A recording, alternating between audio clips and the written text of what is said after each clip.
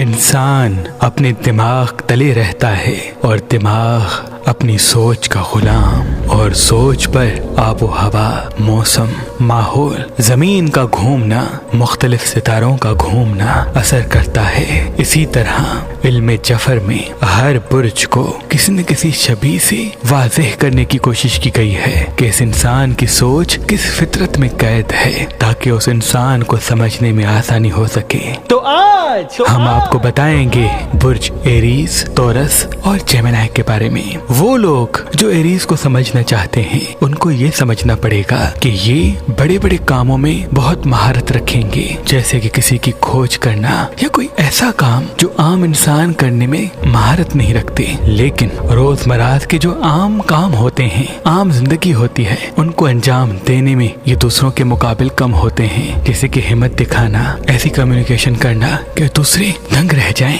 یا باتوں سے کسی انسان کو فوراً اپنی طرف مائل کرنا ان میں واضح نہیں ہوتا، اور اکثر یہ جھوٹ بولنے میں پکڑے جاتے ہیں، تبھی ان کو عام انسان کہتے ہیں۔ اور ان کی شبیہ کو واضح کرنے کے لیے بکری کے نشان کو واضح کر دیا گیا۔ برج تورس والے، اگر اس کی شبیہ پہ غور و فکر کیا جائے تو اس کو جنگلی گائے اس لیے کہا گیا کیونکہ یہ بظاہر جتنے سخت ہوتے ہیں اندر سے اتنے ہی نرم، اور اپنی سوچ ہمیشہ دوسروں پر نافذ کرنا چاہتے ہیں۔ جو انسان ان کے ساتھ رہنا چاہتا ہے وہ اس بات کو سمجھ لے کہ ان کو تسلیم کروانا بہت مشکل ہے، کیونکہ یہ ہمیشہ اپنی بات منانے کی فکر میں رہتے ہیں، اور یہ بہت ہمت والے، کسی سے نہ ڈرنے والے، بڑے سے بڑے بہادر کو چیلنج کرنے والے پرسنالٹی کے مالک ہوتے ہیں، اور اتنے ہی رحم دل۔ تبھی ان کو باہر سے مضبوط دکھانے کے لیے جنگلی گائے کے نشان کا انتخاب کیا گیا۔ برج جیمنائی والے، اگر اس کی شبیہ پہ غور و فکر کیا جائے تو انسان کو دو چہرے نظر آئیں گے،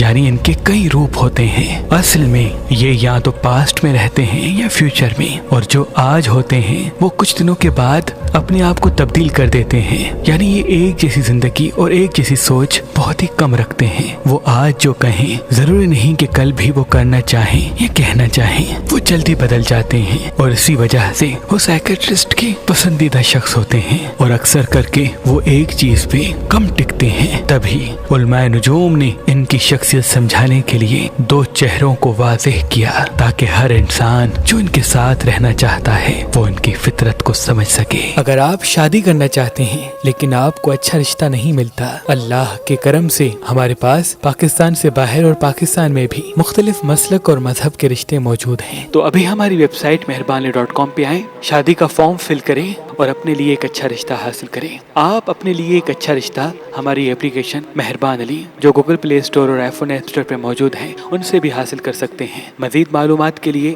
ہمارے نمبر پہ کال کریں۔ اللہ آپ کو سلامت رکھے۔